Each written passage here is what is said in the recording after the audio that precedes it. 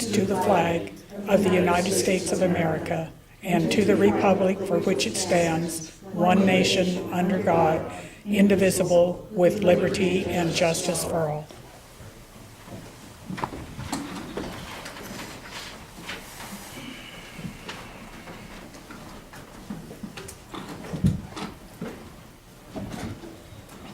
Good morning and welcome. Monday, November 23rd, Scarborough County Commission. Public comment, Montana Minute, Laura. My Montana Minute is in Waverly. No, a lot of people don't understand how many hours Elaine puts in and how ill she has been. She was gone the last 2 weeks. This commission got nothing done. But Elaine serves on the Rocky Board, which means we have Head Start in this community, as well as the Senior Dinner Club. Without that presence on the Rocky Mountain Board, Broadwater County would have to either drop those services or find another way to fund them, because they use county funds. So what she has done in keeping up with emails, doing her homework before meetings, even though it's behind the scenes, she puts in a tremendous number of hours for this county, despite being so ill and having the strength of an Irish woman that I've never seen in anyone else in my life. Can't Thank keep a good you. Irish, know that. Thank you. Franklin, Well, I'm glad you're well. You're looking good. it's wondered what a little paint will do. My father-in-law always told my mother-in-law when they would be getting ready to go out someplace, he'd say, "It's amazing what a little paint does for an old barn." And I use that a lot. That's what I'm saying. Well, my Montana Minute, interesting enough, is about Rocky. And Rocky went through some hard times here in the last 18 months, and they've got their feet on the ground, and they're off and running. So the new interim administrator wrote something in their newsletter, and I just want to read it to you. It tells so many things about Rocky. I am a firm believer in Rocky Mountain Development. They do so many things for so many people. She says, "I am thankful that Rocky exists to help children get a good start in life, to provide a place for seniors to congregate and remain active, to provide nutrition to those who might not otherwise get to provide heat assistance to those who might otherwise be cold, to help someone purchase their first home, and to assist others in need in various ways. Most of all, I'm thankful for the people that we work with every day." And it just said so many things. I don't think people realize how many feelers, so to speak, that Rocky has with all the different things. And that says it all. Okay. Commission update, Laura. BCDC had our monthly meeting this week. Big news is the Land Tamer building has sold, so we have another commercial building moving in there. And then the MACO, Montana Association of Counties, asked me to serve on the tax lien committee. So I'm glad to hear, Judy, I may be calling to pick your brain on this, and yours too, Elaine. But the legislature, a legislator, has made it his mission to address the tax lien issues, and that's where this companies, and there's one particular company in Great Falls, will buy up delinquent tax property. Thank you. And after a 3-year period, if the taxes aren't paid, they will take that property. If the homeowner or property owner decides to pay those taxes, they pay a 10% interest. The side of the legislator is that isn't a viable business that they should be allowed to do, those companies. And the side of MACO is, and the clerks and recorders is, that's what gets taxes paid. So the legislature tasked MACO with coming up with some kind of fix for this, some kind of legislation. So a group of county clerks and recorders, treasurers, a few county commissioners, and a county attorney are on this committee. So we started work. It's really interesting. It's an area that I really don't know a lot about, and I'm really excited to learn. You know, just kind of a side note, where else can you make 10% on your money right now? right? Yeah. I guess it's 2 attorneys in Great Falls that are doing this, and they're doing quite well. I understand they don't practice law anymore, is what I heard. Do we have many of those in Broward County? Yes, Almost. we do. Wow, okay. But I understand that taxes are all paid. We don't have anyone who's lost their home or property from this. Is that correct? To my knowledge, not yet anyway. But in the past, may I speak? Yes, please. Okay, in the past, we have had several people from out of state that have come in and taken property. In fact, as a county treasurer, one time, I paid the taxes to save a little old lady's house because people from Nevada were coming and they were gonna take it. So I went ahead and paid it. She eventually paid me back, but I couldn't see letting her lose her property.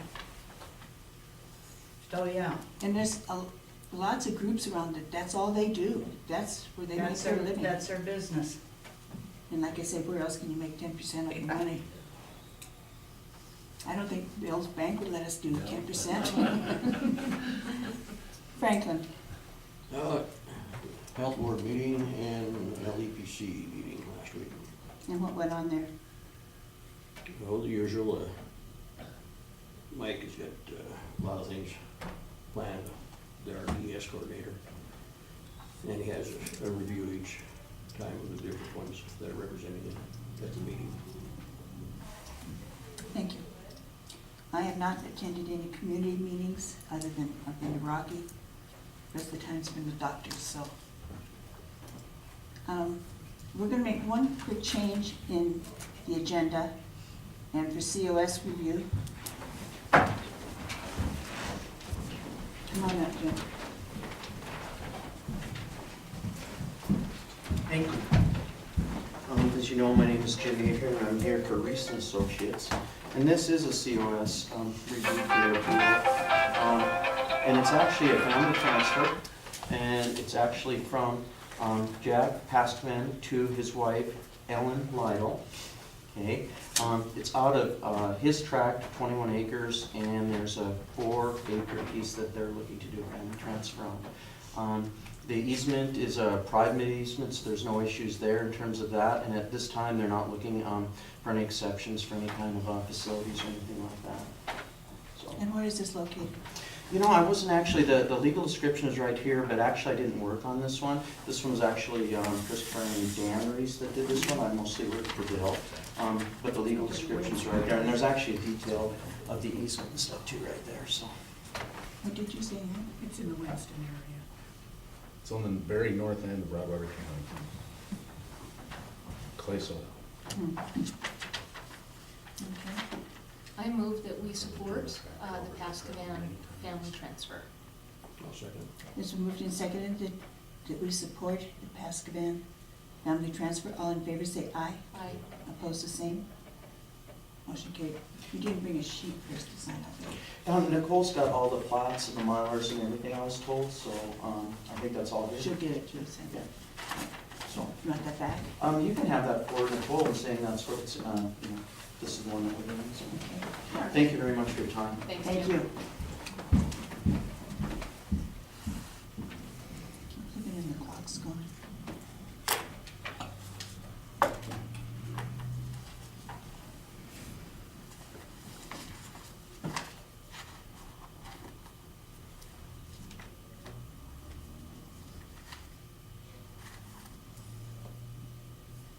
We have a letter or an email from Mike Meyer. As you know, we had the 911 system upgraded for the sheriff department. Unfortunately, our Samsung phone system is not compatible with the 911 system. There are 2 solutions. One is change our entire phone system, which is very costly, or upgrade our existing system. But there's only 95% chance that it will work. To upgrade our phone system will cost approximately $5,100. If it doesn't work, there will be a restocking fee of approximately $1,000. Then we will have to discuss the more costly solution, which is Connect Group, which has spent some time with their technician assuring me that the upgrade will work. Any comments? You know anything more about this, Mike? Yeah. The phones aren't compatible with 911. We need to upgrade our system, or we'll change our whole system out to be, it's a computer system. Our phone system is actually a computer system, and so is the 911. We're out of date. They've never upgraded, but we have to change all the whole CPU unit down there for our phone system. So what are we looking at for cost? $5,100. Oh, okay. If that works, which they're trying to assure me that it will work. If it doesn't, we have to pay a restocking fee for the parts. They've already worked that out with Samsung. And then we're gonna have to look at changing our whole entire system so that we have a compatible system for 911. If it isn't compatible, if we have a disaster or anything, the phones they're not gonna transfer over, right, to the new 911 system. So it sounds to me like it's very imperative that we do it ASAP. Yeah. What's the estimate by going with, switching over to Connect on the new part? The new one, we haven't got a complete estimate yet, but you're talking probably $80,000. Ouch. I would move that we allow Mike to go ahead with the upgrade at 5,100. Even if it doesn't work and there's a restocking fee of $1,000, I think it's well worth the attempt. And Mike has been working with them already, and they have looked at the system and have already said they believe it is sufficient. Second? Yeah, I'll second. They seem to think it'll be compatible, Mike. Yeah, they've been running their technicians for the last 2 months trying to make sure that the system's gonna be compatible. They talk to each other, they just don't, well, they see each other, but the two systems, but they don't talk to each other, so it sounds like just an upgrade system. It's been moved and seconded then, we gave Mike the go-ahead to fix the upgrade. All in favor say aye. Aye. Opposed the same. Motion carried. Franklin, you did say aye? Okay. Didn't hear your head go up and down.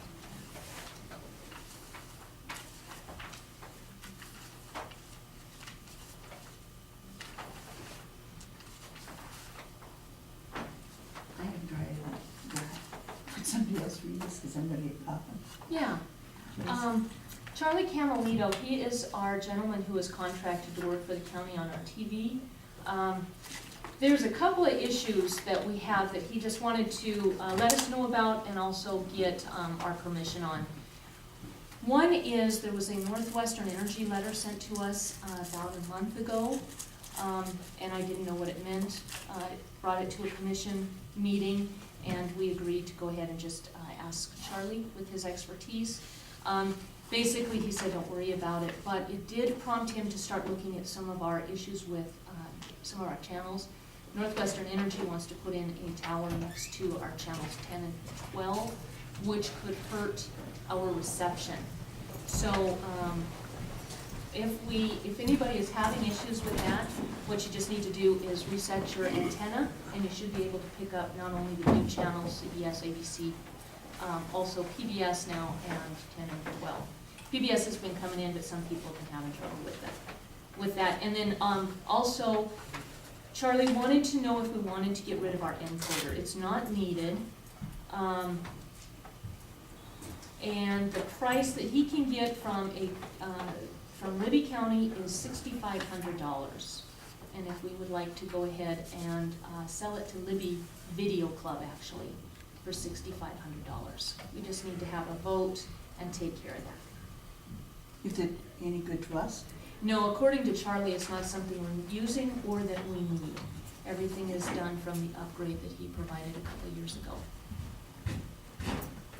Okay, so is that a motion? I would move that we go ahead and sell the encoder to the Libby Video Club.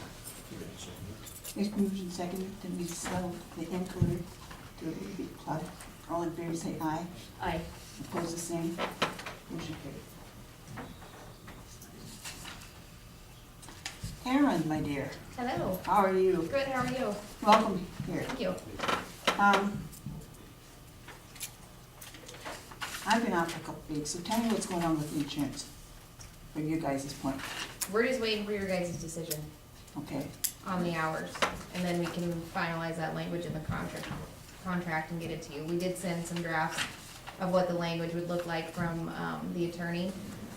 She drafted it up, Noelle, the one that you guys spoke with, for the settlement last year. So that, has all been turned over. I believe Laura's gotten the emails on that with the language. And then you guys just need to decide on your, compensable hours for the ADA requirements. What Erin's referring to is that top sheet there. This one? Yeah, and we really can't do anything with that until we make the decisions on the compensable hours. So it's probably the last thing we do today. Okay. Anna, would you see if Corey's available, please?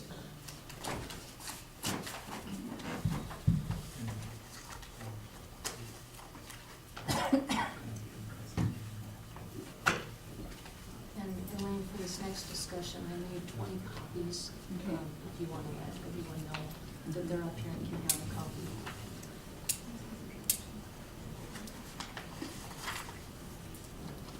And there's copies for you and Franklin in the mail too, Okay. but it looks like we'll have, well, we might not have plenty.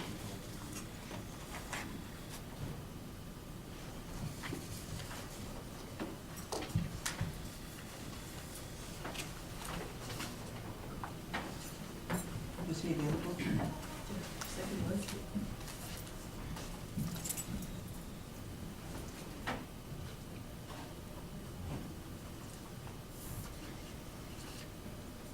So do you have snow in Butte? Yes. I Uh-huh. went to Missoula on Friday and they didn't have nothing 10 miles out of town. This way you guys got nothing. It was like, it was 15 degrees yesterday and snowpack in town. You should move to God's Belt. I guess so. It's called the Banana Belt for more than one reason. That's true. We'll be at kind of at recess for just a minute while we wait for Corey.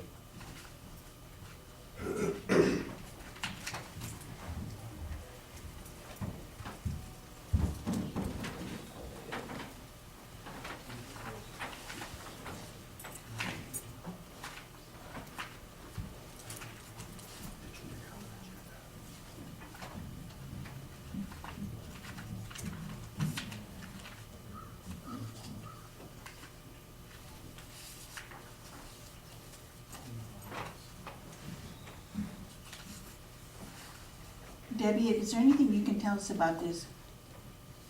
The hours for employee health insurance? Oh, there you are, Corey. Hello. Discussing hours for health insurance. Could you give us some background, please? On the whole issue, Yeah, okay? if you would, please. Prior to when I came into office, there was a disagreement with the Teamsters Trust over how the county was accounting for or recording hours, contributing to them, whatever, as a result of a Teamsters Trust audit. There was a proposal to settle that dispute between the Teamsters Trust as a result of that audit. And that proposed settlement included a much smaller fine. I want to say it was somewhere in the under $10,000 range compared to what would have been a very large penalty.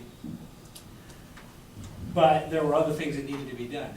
It appeared that we had been operating for a lot of years on kind of an unwritten agreement between the county and the trust. There were a few exemptions that they claimed they'd never agreed to. For example, if a county had health insurance, or if an employee had insurance from another source, that they weren't obligated to have this insurance, the county wasn't obligated to include them as a covered insured person. They said they'd never agreed to that, so that was one thing that needed to be clarified in the agreement. Second was, there appeared to be a kind of a handshake agreement that elected officials were exempt from the requirements of certain hours worked. They could either participate or not participate as an insured person. And again, the trust said that had never been part of a formal agreement they'd agreed to. So those two issues in particular brought us to the question of how we resolve really the status of those outlier employees. And I spent some time, not only with the documents I received that were in my office when I came in, but also I spent some time communicating with the Trust's legal counsel in Seattle. And so we came to the recommendation of the following, that if an employee has insurance elsewhere, they still have to be included as an insured person covered by the county. What I had recommended to the commissioners and what the commissioners, I believe you guys approved, was that that employee wouldn't be penalized by paying that additional part out of their health, out of their paycheck to cover their portion. And that again wasn't for a new employee who, like me, I was a new employee who already had health insurance, but that didn't apply to me. It applied to people in the past who had been told several times that, no, you're not required to pay that employee contribution. So in fact, it only applied to 2 people. So the county pays their portion of the employee contribution. The second part of that agreement was what to do with elected officials. And what the trust at that time told us was the employee had to work at least 32 hours in a single week in the month in order to be eligible for health insurance. And so that left the situation where county commissioners are on a 26-hour equivalent salary, what to do with them. And so they suggested and we agreed to was that county commissioners can work up to 32 hours in a week, and you'd have to document that time because that's part of a Teamsters trust requirement to come in and look at our books. And then that county commissioner would be eligible for insurance, and then if someone didn't want to do it, that they wouldn't have to go above that. Because ordinarily county commissioners don't have to document their time. So that was the agreement at that time. That's what the commissioners approved. I understand there's disagreement about that. That's not the point of today's meeting, I understand, so we can not argue over that. What has happened since then is the Teamsters Trust has come back and said, no, that's not at all the eligibility requirement. We don't know where you got that. And I said, well, we got that directly from you. So while they haven't admitted that they gave us the wrong information, that's where we got it. He didn't make it up out of thin air. Where we are now is the county needs to set the actual hours of eligibility for an employee for health insurance.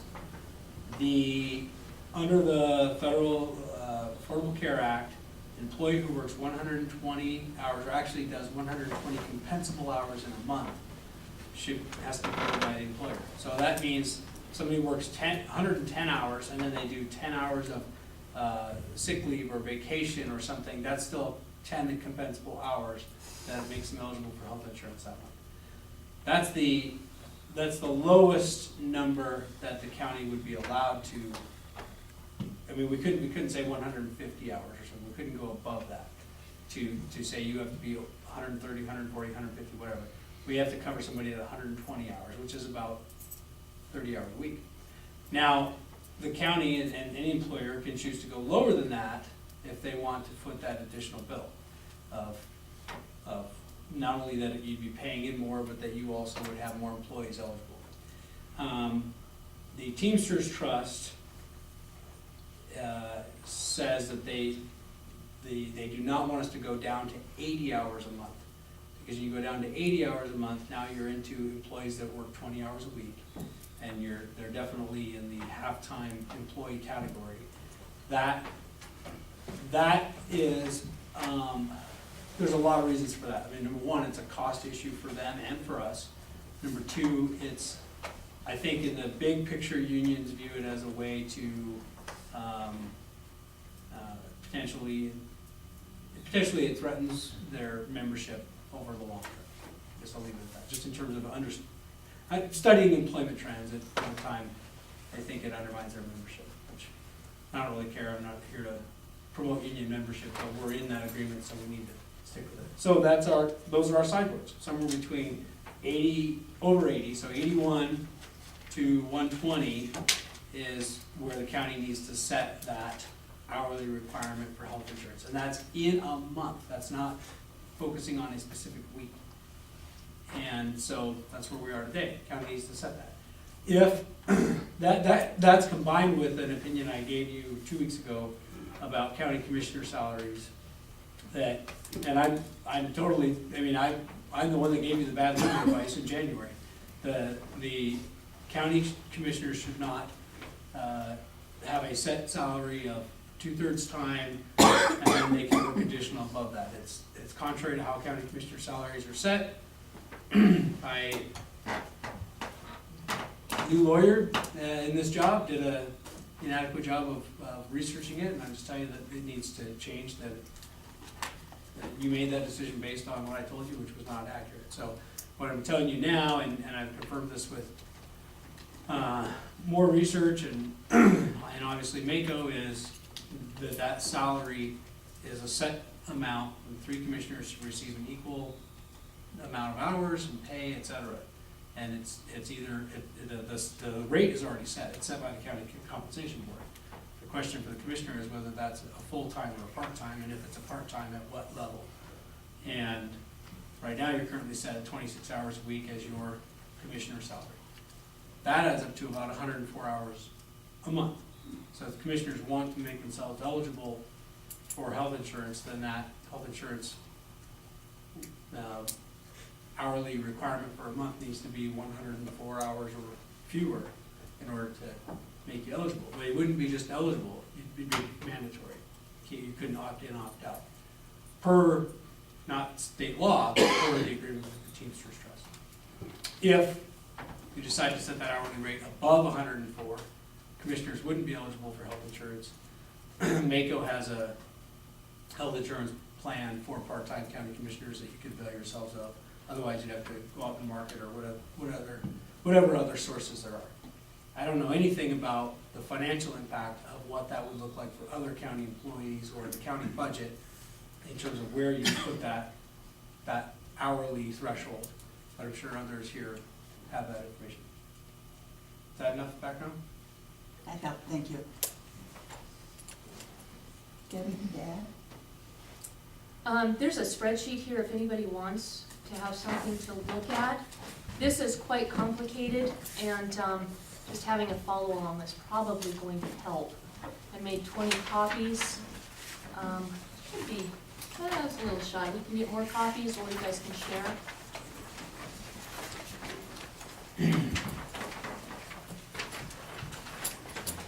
Madam Chair, if it's okay, I could walk through this spreadsheet Please do. if you like. It does define compensable hours for you, and that is, like Corey said, including your sick and vacation. So it's not just the hours you work, but if you take sick or vacation leave, that's included as well. Most of you are at 160. We have very few that are less than that. Here's the options that were brought up last week. The ACA requires 30 hours per week, 120 compensable hours per month per employee.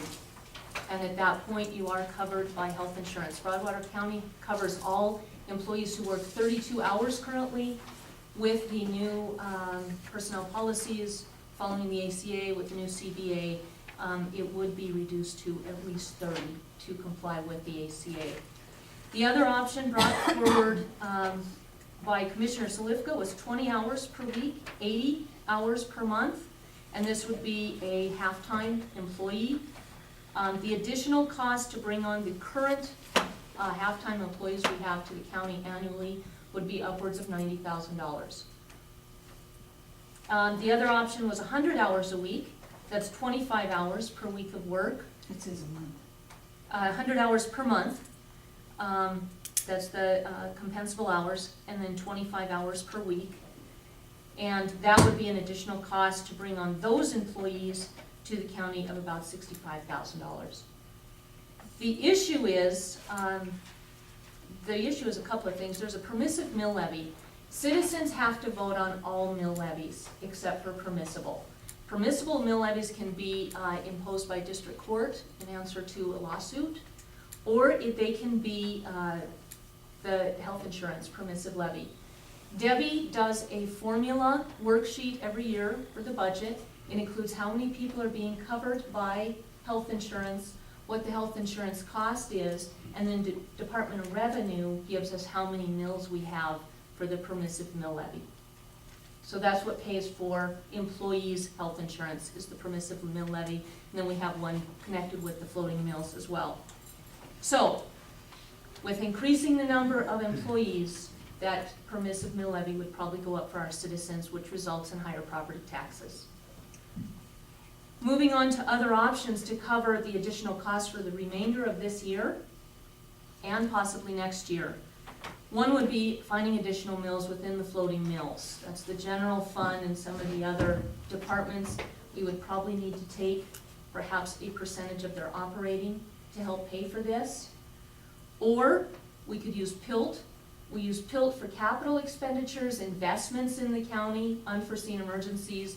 We do not use PILT for ongoing expenses. This would be a change in Broadwater County practice. Or departments would have to find the money within their budgets to pay for current part-time employees they have. It's about $1,090 per month additional that they'd have to find. Or, and this would be more for next year because the mills have been set for the health insurance this year, but the copay per employee to cover could go up. It's $120 per employee now. That can increase by $100 to $140 per employee per month to add the part-timers into the health insurance benefit. When you look at your employees, and this is more for the supervisors out there, what you're paying your employees per hour for the health insurance benefit at $6.81 for those working for you for 40 hours a week.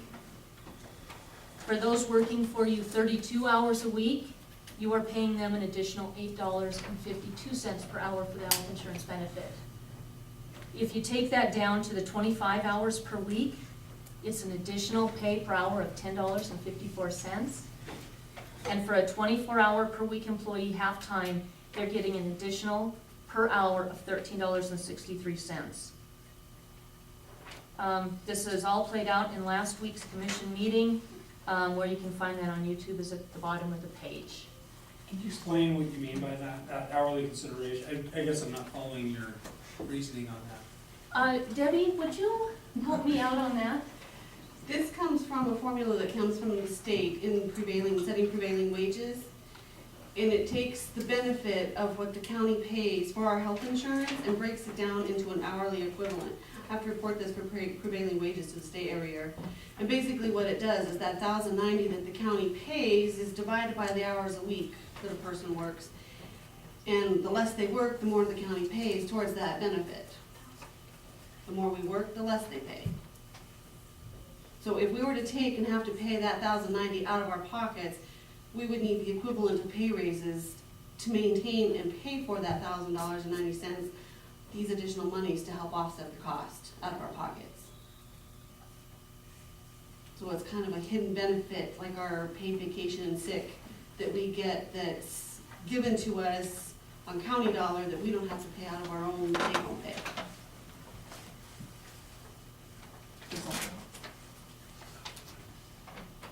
So last week, my suggestion, and it is again this week, is that we go with the ACA requirement of 30 hours per week per employee for 120 hours per month for compensable hours. And it's based on the numbers, nothing more. Well, other stuff too, but mostly based on the numbers. Madam Chairman, Yes. I'd like to, for the record, so that I argued for the 80 hours. I just threw out the $100 figure there, and that's what I said. As far as going for the 80, the word was the 80 to the 120, and I threw out the $100 one for debate. Brian? So why did you pick $100? I guess it's in between. Anyway, I just, It's not a very good debate point. no, so what? Okay, I have another question. Just a second. Aaron? It was suggested, or I guess when we had our conversations, it was discussed that 100 to 104 would cover the commissioners. So that was probably the recommendation that we'd given in the past to the commissioners, that if they did want their continued health insurance of 100 to 104 hours a month would be the caveat to keep them in the insurance. Okay. Okay, Brian. Under compensable hours, do holiday hours fall into that too? Okay. Yes. Other questions? Judy, you look like you had a question.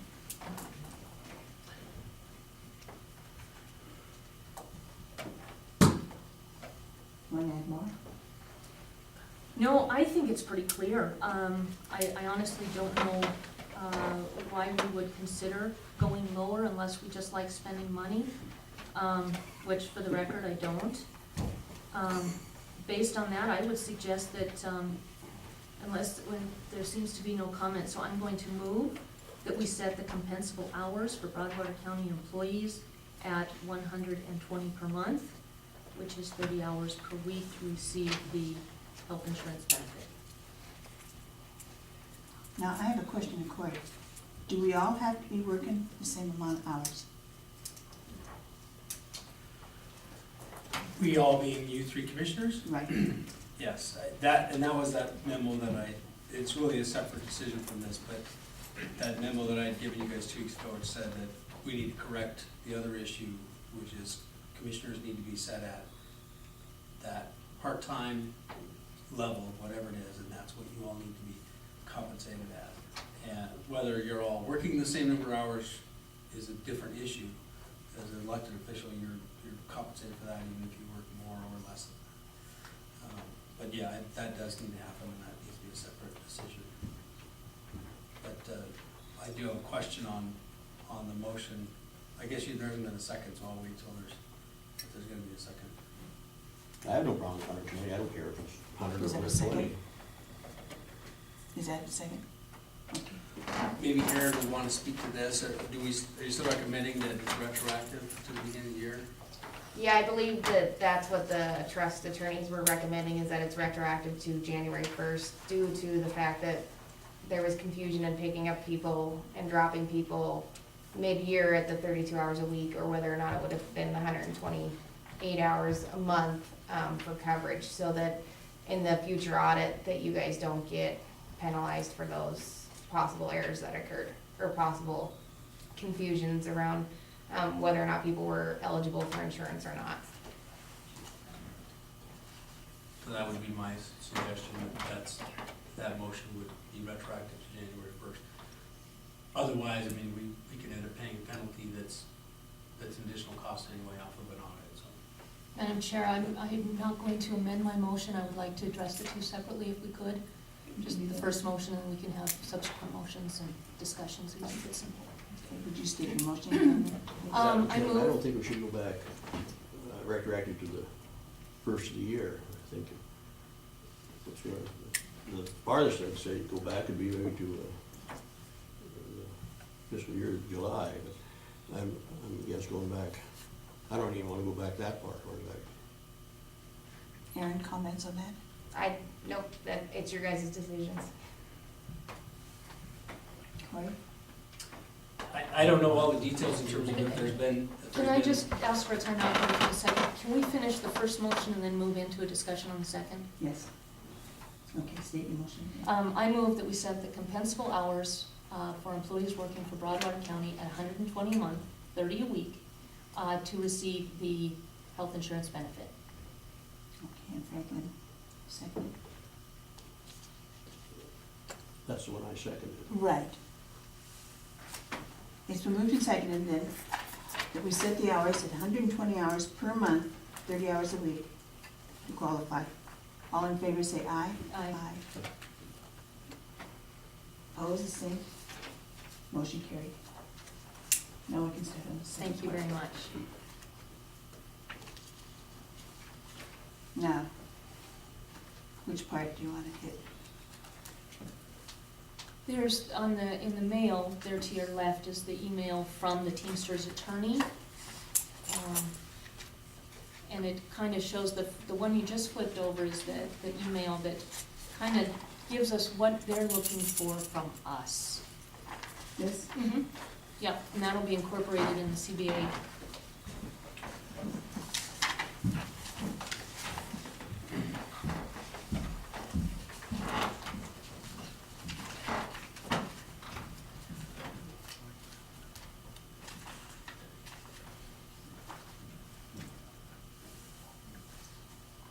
We'll give Cory a minute to digest this. And I have another one here. You want it?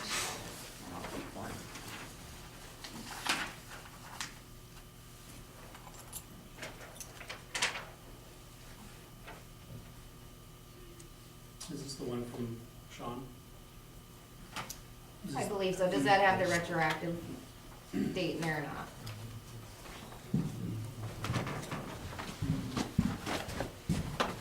Right, Sam? Yes. Sue. I don't see the retroactive. It was in the email, but not the No, attachment. the second one I sent in with the date in it, so that would be the one from the trust without the retroactive. So do you have the second one that had a, go get it? If you like, that. If you guys don't want the retroactive date, this would be the language that would go into it. Maybe we should hold off then till we have our discussion and see where we're at. Okay. I can go grab it right now. Either way is fine with me. Madam Sure. Chair. Okay, right. Okay.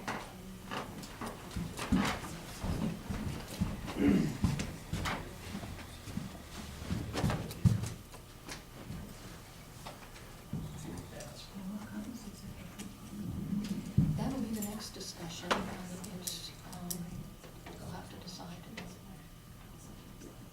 I don't know. That's the other, Madam Chair, look at this. I got a question for you. Those compensable hours and on this issue, how will this affect us departments like that have seasonal employees? That may take on somebody as a seasonal employee for 4 or 5 months or 6 months a year? Will we be responsible for all their insurance benefits if they work over the 40 hours, even though they're seasonal? Do you want me to answer that, Madam Chair? At this point, we don't know. Teamsters hasn't made a decision. In fact, the language says that you guys don't have, but you're all welcome to it. Seasonal employees defined for this section as any employee employed or on the payroll by the county for a period not to exceed 90 days, continuous days, shall not be eligible for these benefits subject to approval by the trustees of the trust. That means if Teamsters Trust decides that we can not include seasonals, then we won't include seasonals. If they say, no, you have to include seasonals, then we'll either have to figure out if it's going to be covered by your departments, those of you who have seasonal employees, or do you keep them under 30 hours, or is it covered within the health insurance, the permissive mill levy? So, we did have a discussion on this a couple weeks ago, and we are hopefully going to be pushing for non-including seasonals. And it would be 120 a month. We're eliminating the week hours, remember, because that was the whole confusion Correct. in the contract. It says 32 hours per week. So we're just saying that it's 120 compensable hours a month. Correct, and I'm just including that for clarity so that you all know, because we work by week, just for clarity. But thank you, Erin, you're absolutely right. So then if I understand that correctly, then, not that I have seasonal employees, well, it feels like it, you're a federal period of time. It doesn't matter how many days they're in, as long as they don't go over 120. It doesn't matter if they're 90 days, under 90 days or over 90 days. If they were 141 month and 110 the next month, and 90 the next month, they're still gonna have it, aren't they? Because they had 140 the first time? Which doesn't make any sense, because it takes a month to get, you're always paying a month ahead. So, I mean, we're paying for December right now. Right. So how's that gonna work in that aspect? But, you know, I guess I was wondering if the agreement says 90 days right now. It If I says say- 90 days, but you're talking days and hours. Yeah, but you're saying if they don't work over so much time in 90 days. So if I had a seasonal employee say, okay, I'm gonna hire you for 85 days, and then they're done, and I give them 7 days off, and hire them for another 85 days, technically, see what I'm saying? Yeah. You've got some confusion in the language, because you're saying the 90-day period, but you're saying that anybody who works over 90 days. So is it 90 business days, is it 90 calendar days? Yeah, so if I want to manipulate your system a little bit with a 90-day, regardless of the hours. But but in those 90 days, if they work in the 30 days, if they work 120 hours. In a month. In a month, yeah, so, but if they're a seasonal, I gotta see what the language Well, and says. this is what I'm getting at. So if I hired somebody for seasonal there, Right, and I put them at 110 hours for the first month, right? They're not eligible. And then the next month, I give them 110 hours, still not eligible.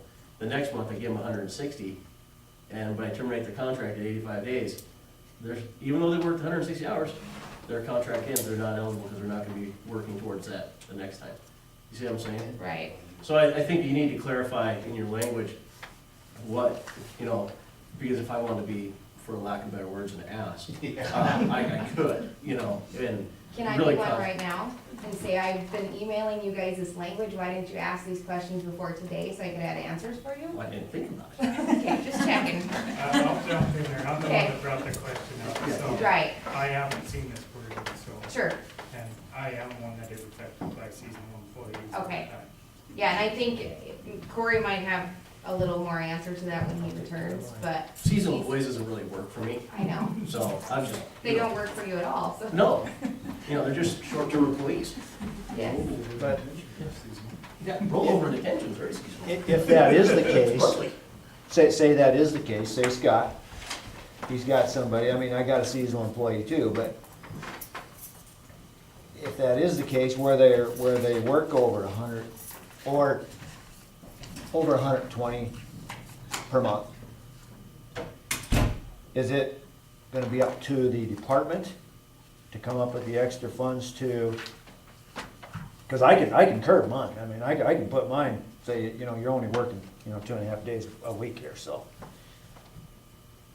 And that'll help me out just as well as anything else, and Or you hire twice as many employees, seasonal, right, and have them work, alternate. each of them work 2.5 days, and you got a full-time employee. Hopefully the seasonal issue will not be an issue, Yeah. because it really is a nightmare, Yeah. budgetarily, financing. I don't know really answered your question. Yeah. Yeah. This is what Lauren's been getting Okay. careful. I don't have an I hired updated everybody one, I just 29 found out hours. that one. So I'm gonna show it to Aaron and make sure we're on the same. Yeah, should be just the one that we're going with, That one? Yeah. Not the retroactive. no. Unless if they make a motion to put retroactive, we can put that in Okay. the language. So then what's this one? That's whatever amount the county agrees to pay each time. So every CBA, they tell That us would how be much. set by the- Yeah, yeah, the whatever, cause what did you guys say, you're paying $100 a month per employee? Or what's your, $1,090? $1,090 per employee right now? So that's always a moving number for negotiations every year, or every 2 years.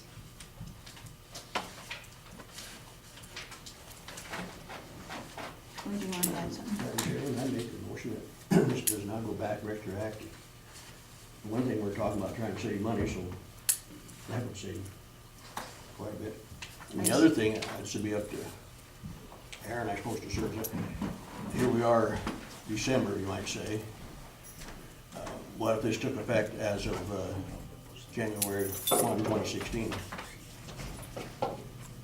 That's completely up to you guys, it just needs, this language needs to be approved before the contract is finalized. So the only thing would be is that your year 2015, if and when you're audited again, would be audited under the 32-hour agreement that you guys had finalized last year. So if there were any errors or whatnot in this last year, that's, could be where you guys could get hit again, or not, depending on if things changed like they were supposed to. State your motion again, please. Okay, that we do not go back retroactive. Period.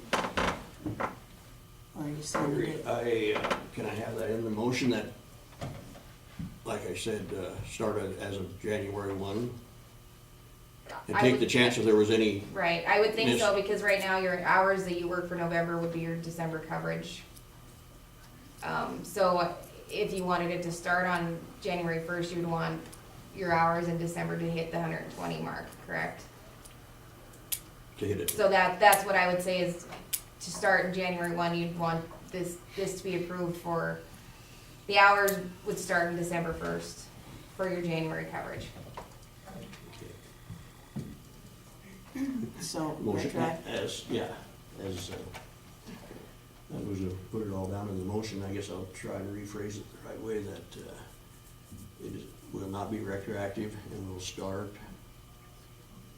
our hours as of January 1, 2016. That sound okay with you? I think, so. Yeah, your December hours of 120 would cover your January coverage.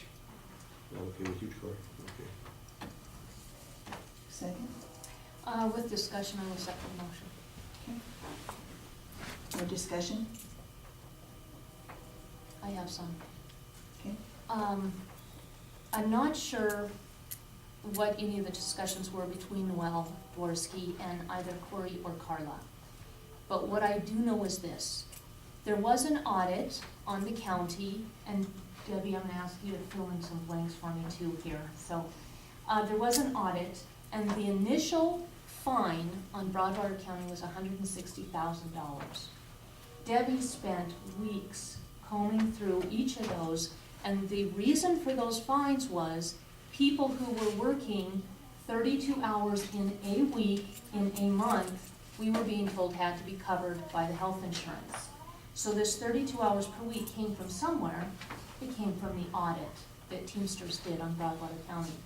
Debbie was able to whittle that down to less than 10% of that. We ended up settling for less than 10,000 or 10,000, something in there. That's a huge difference, but it was a lot of time on Debbie's part to argue each and every one of those points. So through emails that went back and forth between Noel and Carla, that this commission was privy to some of, I'm sure not all, and then later Corey, when he came on in January, was sticking with that 32 hours per week. Now we get third hand, we weren't involved in that discussion, but what we got through your memo, Corey, was that Teamsters never said this wasn't what they intended. What was intended was 80 hours compensable hours, and so therefore we need to change the settlement we came up with in January. Well, that's all well and good. However, there's an awful lot of information out here, and we can't stick with anything because all of it was verbal. There's a trust issue now that has developed. We had a verbal agreement 10 years ago or so when we were able to let some people opt out of the insurance. We couldn't hold that in January because it wasn't in writing. The information we have on the 32 hours, nobody can find anything in writing. The 80 hours compensable that we may find retro to January or 120, it's still not in writing anywhere. So I think that our future communications need to all be in writing with Teamsters so that we're all on the same page. And I would like to see a financial spreadsheet on what the ramifications are of retro to January, or a spreadsheet of not doing retro to January.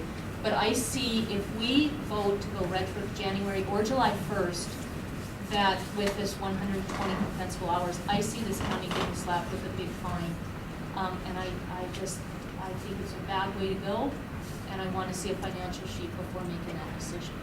I'm happy to revisit it. I know you've got some issues that came up with this other agreement, but until we have the numbers, I'm not willing to get there. Okay, we did have a meeting that we were waiting for you to attend, and you didn't show.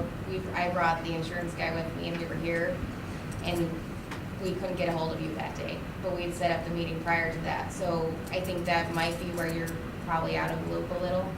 Well, I would say me and the rest of the commission, Sure. and I would say this goes back a year and a half. But the 80 hours, So- we did discuss at length. 80 hours is just the minimum requirement by the trust. That's all across the board. The trust says you just need it. Minimum hours you can set is 80 hours. We're not gonna go lower than 80 hours for anyone.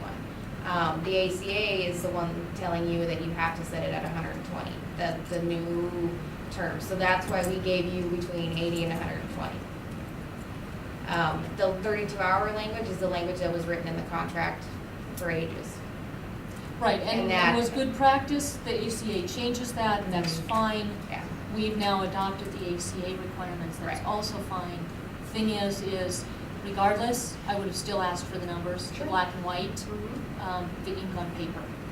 So, I think it would have solved a lot of things we're discussing today. well, I think if we had that 2 years ago, or even, 2009, I guess it wasn't quite 10 years ago, it would have solved a lot of things. So, that's where I'm at. Can I ask a question? Yes. So it sounds like you're in agreement to do it basically effective December 1 for hours and covered effective January 1. You're open to a different date, but would need the numbers for that. Is that what I understand? You anticipate Yeah. a decision today on setting it at the December 1, January 1, that is the resolution before you? Right, that's why I asked for you, and you and both seem to be in agreement, so.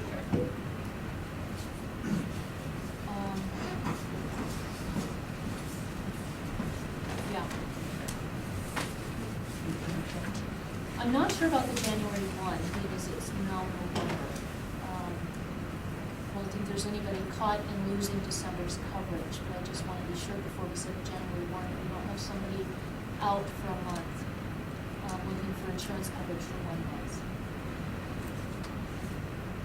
So I'd like to revisit that part of the motion. How do you two feel on that one?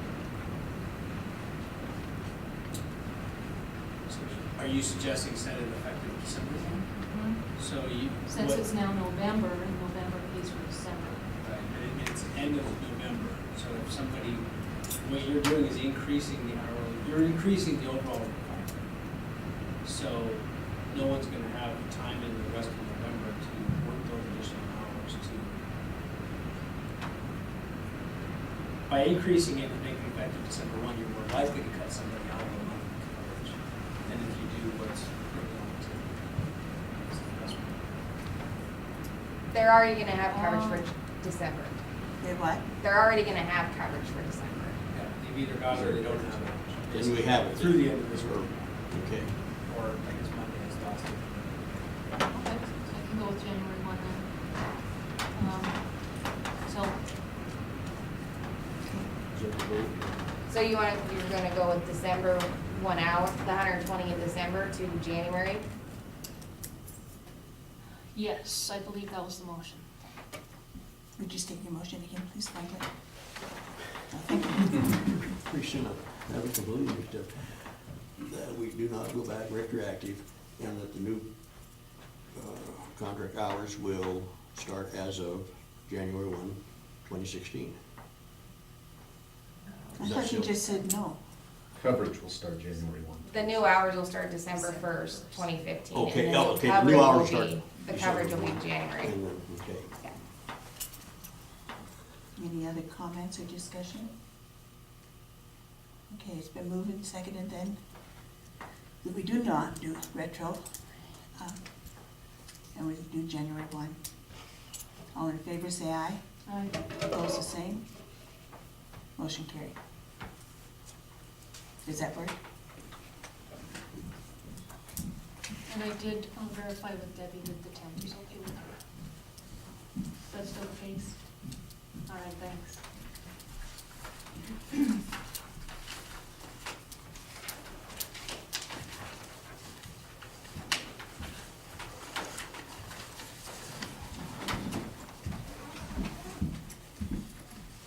I think next is determine uniform hours for commissioners.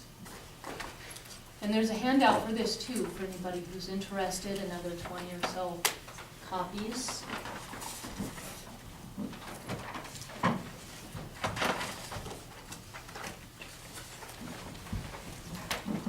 And Elaine, if you want, I'd be happy to just run through this too, so that everybody's aware of what it says and can ask questions.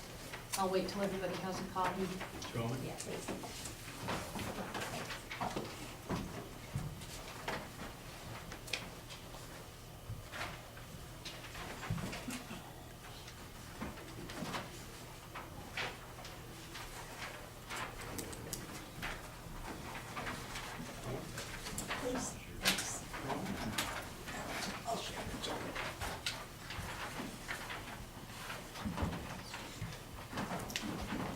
All right, so the beginning of this just shows a history. Previously, and this was about 2009 to 2013, the commission had set 26 hours a week for each commissioner to work. Plus, we had an administrative assistant who was working 3 out of 5 days a week. So those 102 hours a week is adding that 3/5 of a week plus 26 times 3. The total cost, when you took in the assistant secretary, the administrative assistant's salary, plus the hourly rate, or the salary rate for each of the commissioners, is a total of $167,500 for the commissioners to do commission work on annual basis with those hours. So line 2 was 2013 and 14. This is when the commission was still at 26 hours base. So you'd say 26 times 3 and you come up with 78 hours per week. We did not have a secretary, we did not have an administrative assistant, so we handled all the commission work. And the cost was $128,600 on an annual basis. That's 26 hours per 3 commissioners at our salary. Last year, with the Teamsters understanding that we went through, what we were looking at is Franklin and I both worked a week per month or more, over the 32 hours or more to do commission work. It ended up being an average of 92 hours per week for the 3 commissioners to do commission work, and a cost of $148,700, an increase of about $20,000 for that. So that's where we're at. Now we're moving forward to fix the error. I just have commissioners' responsibilities just written very generally. We have 9 department heads that we supervise. We're responsible for all the part-time, seasonal, and temporary employees. We also run a budget of $13.5 million. We also are involved in the different agencies like Rocky, we heard earlier, to provide services in the county, as well as responsible for public safety, roads, solid waste maintenance, clerical, all of it. So, moving down. Options. An option was presented that we go ahead and hire another administrative assistant or a secretary. The costs there are between $17,500 for somebody who's making $10 an hour, working 20 hours a week, who needs full training, up to $71,000, which is what we paid the past administrative assistant. A lot of questions need to be asked of this commission before we go that route, and before we spend that money and realize anyone else in here who's asked for a secretary, assistant, or additional personnel, this cuts into that. So, a couple of options that we've looked at. 26 hours per week, maintaining what we have now. 76 hours of commission work done per week. That's assuming each commissioner works 26 hours. It's 76% of what we used to do 10 years ago when we had a $10 million budget. Total cost would be $112,400, and no insurance is eligible for the health insurance benefit. Second option is 32 hours, which is essentially what we were kind of adopting in January, last January. That's 96 hours per week on commission work, still less than was done 10 years ago. And that is a cost of $171,400 per year, about $4,000 more, and about 94% of the previous work. 171 is about 4,000 more than was with an administrative assistant, but with each commissioner working 32 hours. Couple of things to keep in mind is the county population has grown by 26% over the last decade, including about 1.4 average per year after that. County valuation has grown by 23% over the past 6 years. I say 10 years, it's actually closer to 6. So those are just some facts that we need to look at in order to make this decision on how we move forward. Comment, discussion? You just explained this 102 a week previously, and Yeah, you were that not saying that's just hours of the commissioners, you're including other people in that? Nope, that's commission work. So it's not commissioners, it's commission work. Okay. So that's an administrative assistant who in an investigation said that she was working 3 out of 5 days a week on administrative assistant work for the commissioners. So I took 3/5 of those hours, plus 26, 26, and 26 for each of the commissioners. And that equals 102. And I forget what 3/5 of a week is. And what years were those? I don't know the first year, but for us it was 09, 10, 11, and 12. And it's just to give us a starting point for understanding.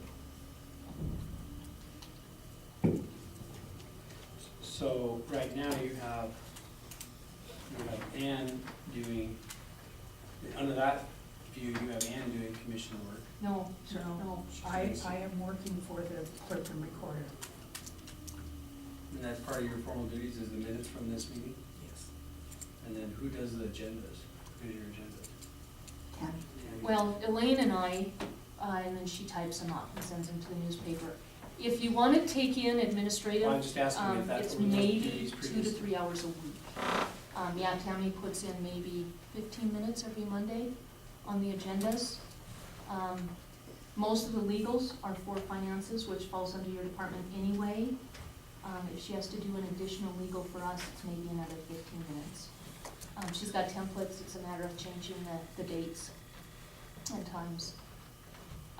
She occasionally also puts an appointment in the book if that book isn't already at somebody else's desk, and that's again 10 minutes. But mostly that's done by us.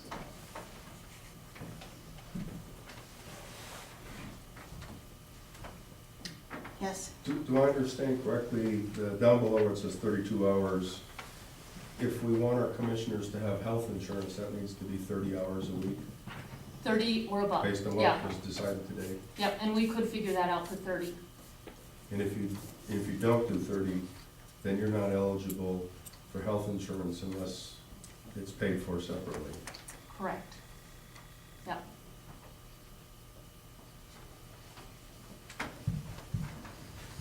Aaron, could we have somebody, just a second, working, but not 30 hours? They don't have to get insurance, do they? According to Teamsters? If you're working under the 120, then you wouldn't be eligible for it. Okay, But there is no opt-outs if you're over the 120. right. Linda? This 32 hours a week per commissioner, that's a week. Is that in-office work, or what kind of work does that? I just don't see a commissioner working 32 hours a week. Please talk me out of that. Gladly. I have a computer at home, and I'm back and forth all the time with that. I think you've got, and I'm at Rocky, plus being here at the courthouse. Does that include these meetings, like going to the conservation district meeting, the museum board meeting?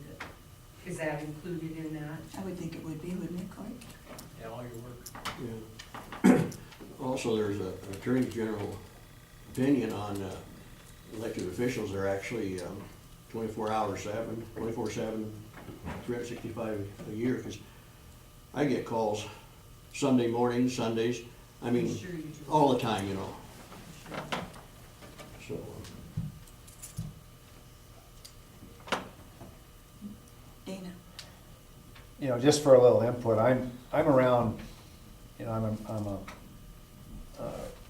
district rep for the Mackers Association here, and, I mean, I'm around commissioners and, you know, supervisors all the time. And I don't understand, I don't know how, you know, there's a lot of full-time commissioners. I know you guys are your kind of your part-time or whatever, but I don't know how 3 commissioners can get done what they gotta get done in a week at 30 hours a week. I really don't. I mean, you got your meetings, and there's a lot of meetings. I know all of you go to. You got your meetings, you got, well, like Laura, she's here, I mean, she's here almost every day. And I guess I know there's a lot of office stuff going on here. And you know, Franklin, you know, you go check some road. I know that. Elaine checks some road, Laura checks some road. You know, it all takes time, so I mean, I don't know how anybody can say they don't get, that you can't get 30 hours a week. Well, and I don't think that 30 hours means right here in the courthouse. Well, no, I know it don't. It means everywhere. That's what I'm saying, you guys are busy all the time doing something, you know, These so. I phone mean- calls you spend a lot of time on. The what? The phone calls, you're surprising how much time a person spends on those people with complaints and wanting to know, and Well, yeah. that's just one thing, you know. And I know, cause I get them myself. I mean, I get calls Yeah, all on the road, I weekend too, refer back to basically. you. You know, so, but yeah, anyway, it's just for you guys, I mean, it's, Please do not misunderstand me. The last thing I want to do is get on the wrong side of the county commission. It's pretty hard to do that here. I'm very well aware of how many hours you put in. I'm kind of playing devil's advocate here. And maybe what I meant was, is 32 enough? Good cover. One of the things that I want to bring out, and Franklin was here for part of this, but not the rest of it. We had the lawsuit against the county in what, '09 on Merlin Glen? That was far more than 40 hours a week that we were spending. We were going to Aaron's country quite a bit, to court, sitting through mediations, meetings with Tom Budowitz, our attorney at the time. When things are going well, when we've done our work, it's easy to just kind of see things are rolling along. When things are not going well, like a personnel issue or a lawsuit against the county, our hours are far more than 40. Or 32, or 30, or 26. So I just wanted to throw that out there. We had a good time. We went out to lunch a couple of times in Butte, so no complaints about the time spent. And I think we bonded well. We ended up being a pretty strong team, which is good for the county as well. But, That's why department heads are so important. They keep their department going good. It really saves a lot of work all the way around. Yeah, you guys are our supervisors, and you guys run a multi-million-dollar business. I mean, we have questions. If we can't find you guys, then we can't find you guys. And then we have to make a decision whether we do it or not. Right. So we do require you guys to be here a little more than 10 years ago. Just for questions we don't know. Well, there's more work, there's more people.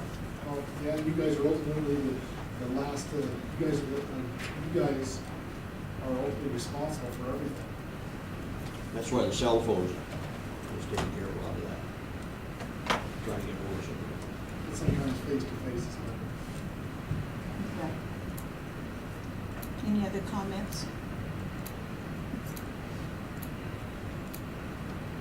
Debbie, comments? Counting hours, wouldn't it be just simple to include you guys in 120 hours and be done with it? So then you're eligible for your insurance, regardless if you put it in this week or next week. Rather make it more complicated, like it is now. What do you think, Erin? That's the whole thing, they're just looking for the compensable hours. You guys are salary, that'd be, if you guys bump your salary to the 120 hours a month, then you guys would be covered. But I think the employees would ask that we see more of everybody, and not just one person, or talk to someone on the phone, which is, like Mike said, we need that more one-on-one contact than we used to have. Because there are more complicated decisions being made than just putting payroll in.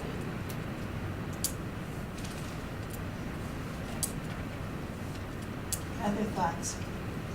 Sounds to me they're saying they like the commissioners here for a set time, 10 to 3, 8 to 12, or one commissioner one day, one the next, I don't know, is that what I'm hearing? Not necessarily, okay. Well, you know, the voters were apparently satisfied because when they come up in the last election for the study commission, it was turned down. And so, if there were going to be, they thought there'd have to be more changes, or any changes made, they voted that in. hey, Corey, can you clarify one thing? It was brought up last week that the study commission determined, or would determine, commission hours, commission pay, as well as the form of government, which of course is the only place to change the form of government, which is why that wasn't changed. Can you help clarify that the study commission has nothing to do with commission hours or commission pay? Well, I haven't actually done anything with the study commission, so I know that the major emphasis on it is really to change the form of government. I don't know if it, like I said, I never researched this, I don't know. Yeah, the form of government is what would regulate that. No, like, there's several different types of county government. Right. You can have a kind of commission chairman one, you can have a commission like this, you can have one where you basically have a full-time chief executive almost and the county commissioners are more like a board of directors than as actively involved. So there's different forms, there's also a charter form of government too, but that cannot be done, that cannot be changed without a study commission and a vote of the people. Matters of this nature, the statute says that the commissioners determine whether it be full-time or part-time, and if part-time, what that level would be. Study commission is only every 10 years, is that correct? I believe that's right. Brian? How many counties in Montana have full-time commissioners, and how many have part-time? All the big ones are full-time. Yeah. Actually, big most of ones the are. small ones are too. I think, and I don't know this off the top of my head, but I think there's a very small number, 7 to 8 counties that are part-time, and that just comes from conversations. We're one of the smallest counties. No, we're not, No, we're more in I'd the say we're middle. probably in the middle. no. There are some counties that, Well, there's some with less population, but they're size-wise, they're a lot bigger in the eastern part of the state. well, you can argue that size isn't what governs work. No, it's the It's population. the population and what goes on in the county that governs work. So, And the population here is growing. Can I ask a question? Yes. So in terms of your options, does that mean that are you considering that if you increase your hours, that you are not going to hire an administrative assistant or secretary, or are you considering both options or a combination? I can answer for me, but not for the rest of the commission. I would be opposed to hiring a secretary or administrative assistant, period. And my reason for that is, if we stay at 26 hours, we don't have a presence here to supervise that new employee. We're barely doing any supervisory work of our department heads as it is. To add another to that, I think would be irresponsible on our part. I also think the citizens are paying us already for a certain number of hours to work, and for us to just take that paycheck and not do the work and have somebody else doing it on our behalf, I think is abdicating our responsibility. And the third thing with that is, if we went with the lower end, the secretary, who's gonna train them? That's somebody who doesn't know how to write legal letters, who doesn't have a clue what MCA is or how to research it, who couldn't Google some of the things that we need to look at. And I think it's irresponsible to ask a secretary or administrative assistant to do the reading and researching into the issues and the contracts that we're responsible for, and then tell us their perspective of that. That's our responsibility. That's our job. So I would say in the, way down the road, decades from now, when this county has grown to a point where all commissioners need to be full-time and we still can't do everything, then we talk about hiring a secretary. But for now, my answer would be a resounding no on that, because I just think it's fiscally irresponsible. I'd have to agree. Because, I mean, if you have somebody just looking that stuff up, they're gonna miss something that you're gonna need to know. So if the responsibility sits on you, then you get through and find all the answers.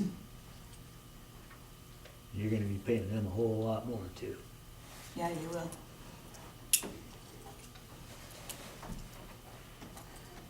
Other comments, concerns? How do you answer the department heads, they want to see more of you? I think that was the question here. What's the answer to that? I think They might not want to see more. No, I think it would be good to see more of you guys. Then we have problems, like I've been spending 2 months dealing with Connect, maybe get a little more input and we can have, you know, we're not, you blindsided by me giving you telling you about the Connect Group and our problems with our phone systems. And I think it's obvious that we all need to be here more. Madam Chairman, Yes, ma'am. may I speak? Yes. As a former clerk and recorder, treasurer, clerk of district court, I can tell you that when I had a problem, I had no problem getting a hold of the commissioners that I was responsible to and for. So I personally don't see a big problem here, but, you know, it's been quite a few years since I've worked here, so, but the commissioners that I worked for were always available.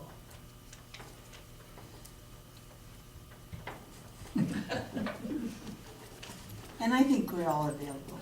I mean, I can tell you that Mike Conkey was at my house the other day, needing signatures. The phone rings off the hook, and if the phone isn't, the computer's telling me I've got an email.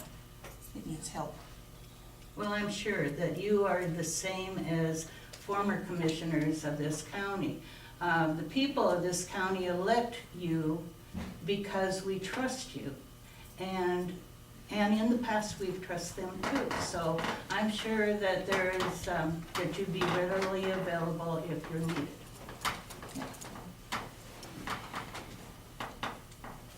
Other thoughts? Madam Chairman, Yes. I just want you to get the job done. I don't care if you work 60 hours a week or 10 hours a week. I want the job done, and you guys figure out how to do it. Thank you.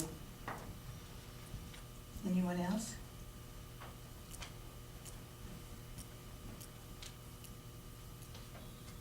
What's your pleasure, guys? Franklin, you have any thoughts? Well, we just get the job done. I did hear you. So we just get the job done. And it rises.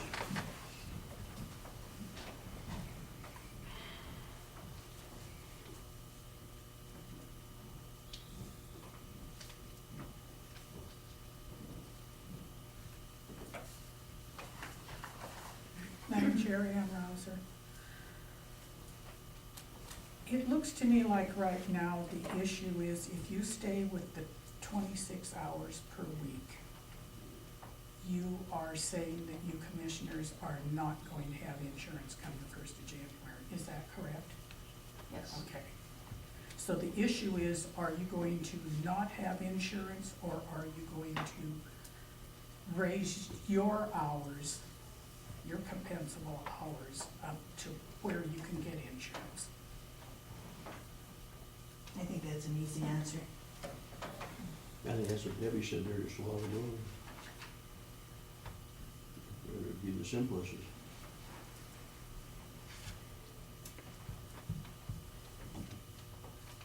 Because of Bill's question and Debbie's comment, and to answer you as well, I did just run quickie numbers. Now, realize these are all, rounded, but 30 hours would be 160,600 per year, and that is less than we were paying 7 years ago for commission work for the county. So that would be the total cost per year, would be 160,600.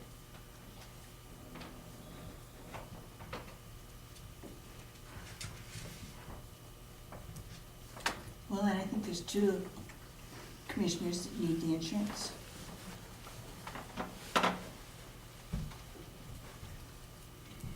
I have the insurance already through my husband, so the insurance is not something I need. I do think, though, that we need to increase it, for 2 reasons. One is, this isn't a joke job. And if we treat this as a joke job, we are going to get joke commissioners. And I think this county is better than that. I think we need to consider the seriousness of the contracts that we're responsible for, the seriousness of the services that Rocky provides, as we talked about earlier, the seriousness of the involvement, that we know what's going on so we can bring facts to the commission, the seriousness of a $13.5 million budget, and the seriousness of supervising our employees, 9 directly and 65 others. If we don't take that seriously, why should anybody else? We're the leaders. If we don't take it seriously, we have no business being here. Absolutely, absolutely. I don't think we yet know how many hours we need to work to get this job done. I have been working full-time hours for the last 3 years, and not taking compensation for that until this last January, based on the settlement. Whatever hours we set, I'm gonna work those hours. And the reason is because I think my deeds have gone to clouding how many hours are required to do this job. So we are at a point right now where we just don't know. If there's 3 of us working the hours required in total, then we can see, all 3 of us, what is required to get the job done. You know, it's 70 hours, or excuse me, 78 for 26 hours a week. That's divided by 3. So whatever we decide on, those are the hours that I think we need to work, so that we can come together and reevaluate, say in 3 months, and see where we're at. Realizing budget season, that's where most of the hours are spent. How many hours are we gonna put into that? So those are just my thoughts. Yes, ma'am. Madam Chairman Cheryl Campbell, I just ask you to keep in mind that when you look up and research based on the last census done, the 2010 census, and you ask for per capita income per county in the state of Montana. We've got 56 counties. The richest counties listed first. Broadwater County is 44th in per capita income. There are only 12 counties in this state with lower per capita income than Broadwater County. Thank you. Actually, Madam Chair, I would like to bring forth information that rebuts that head on. Yes, please. We're not that low. I don't have it with me. It's with my budget stuff. But actually, I believe we're 13th. We're quite Townsend is at a lower economic base. Broadwater County is doing actually financially quite well at per capita income, and we can bring those numbers forward next week. So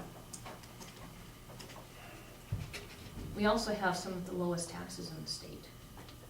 Yes, you do. Yeah, like to keep it that way, and I think that by having the 3 commissioners do the hours that we're paid for is a good way to maintain that.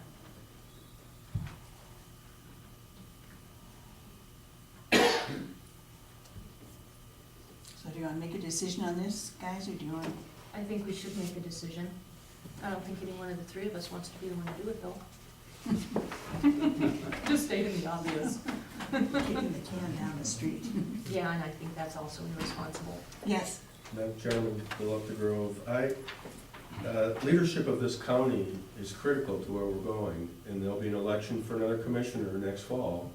I think that attracting the best people to lead this county, part of that goes along with what we compensate them. So making sure they have insurance, having more than 30 hours.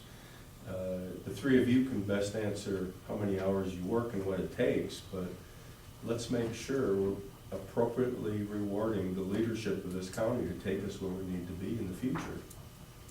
Thank you. I agree with that. So do I.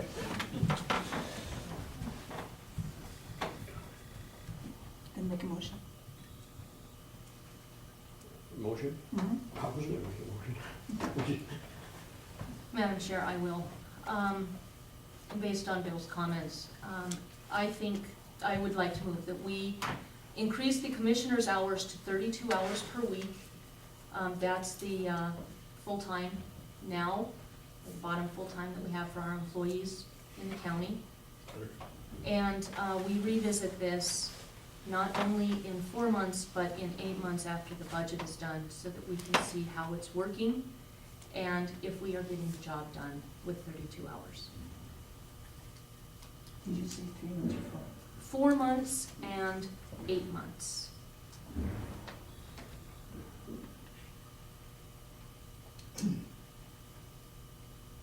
Is there a second? I'll second the motion. It's been moved and seconded then. Commissioners work 32 hours per week. Revisit this whole thing in 4 months and again in 8 months. All in favor say aye. Aye. Opposed? No. No, Franklin.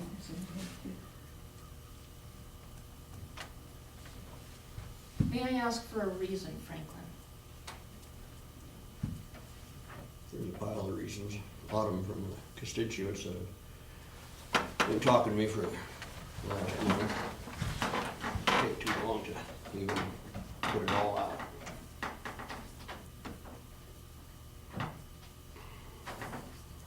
May I ask for a reason, Franklin? That's what I said. I don't know what part you live in, because my constituents. Why would you not vote for that? Well, I'm not voting for a raise for us. I would go back to where, I guess Debbie or Aaron, whichever one said, I guess Debbie said the simplest would be that, 120 of hours which we've already approved. Go with that. You're voting for your insurance. Yeah. Future commissioners to have insurance. I mean, the people want services, but they don't wanna pay, that's not right. You know, for a good commissioner. Any other, Aaron? I have a question. Corey, do you know how that would affect the pay scale in the CBA that's tied to all elected officials, the sheriff's office, all of their, Yeah, it doesn't change it at all. So what the county compensation board does is it sets the pay scale for the elected officials, and they're all, not all of them, but the key ones are equal. And then by law, the commissioners get the clerk and recorders plus salary plus 2,000. That's their salary, then they determine whether to take that on a part-time or a full-time basis. So the salary rate doesn't go up or down, just in this case, their hours would go from 2/3 to, like, what is that, 3/4? 3/4. So that's they're considered 3/4 employees rather than 2/3 employees.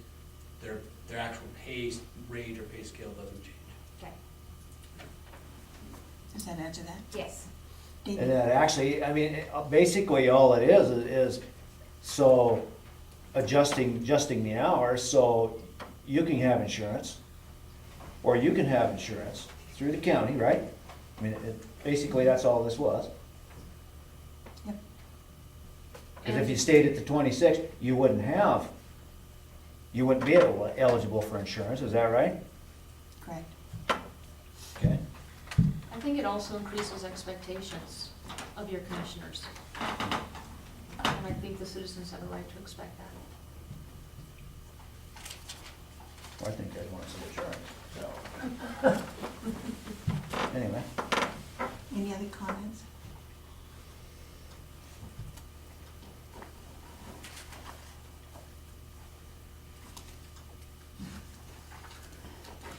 I think we'll recess till 1:30 then. I do Oh, have an sorry. answer on the seasonal question that was asked Okay. moments ago. Corey, you were actually gone for this, but there is a clause, I don't know if Laura, if you still have the language in front of you on the seasonal. But the Montana code also reflects the same as what that language is, and the MCA 2-18-101 is it can be charged to a short-term worker. If you guys were gonna go and have somebody hired for 90 days, let them off for a week, or 85 days, let them off for a week and then rehire them, then they wouldn't be considered a short-term worker. That way you can't work more than 90 days in a continuous 12-month period. That's the law as far as a term seasonal employee. So that language is seasonal employee. If Wynn hired somebody for 85 guys, or 85 days, let them off, brought them back in the same year, then they would be considered an employee, not a seasonal or temporary. Does that answer questions? So it's gonna go calendar year. Yeah. Thank you. Any other questions? Comments? I think some of the question though is the hour part of it. Yeah, but if you hired them as a temporary, their job classification would be casual or seasonal. Oh. So then you couldn't have them longer than the 90 days.